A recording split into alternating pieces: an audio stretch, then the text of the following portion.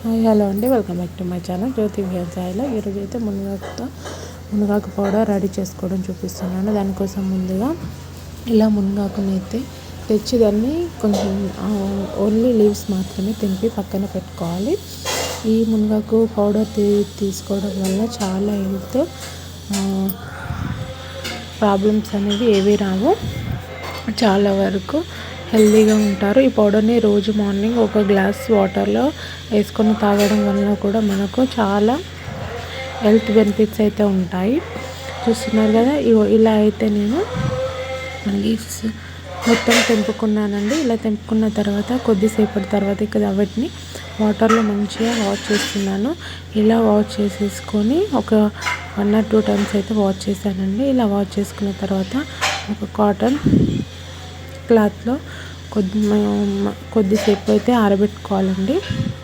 ఇలా ఆరబెట్టుకోవడం వల్ల మనం కడగడం వల్ల పచ్చుకున్న ఆకు మొత్తం కూడా మంచిగా డ్రై అయిపోతుంది. ఎలా ఆరాలంటే ఇంకా మనం చేయి పెట్టి విరిస్తే క్రిస్పీ కావాలి. అలా అవ్వడం వల్ల మనకు పౌడర్ చేసుకోవడానికి ఈజీగా ఉంటుంది. ఇలా పౌడర్ చేసుకొని గ్లాస్ కంటైనర్లో స్టోర్ చేసుకోవడమే అండి.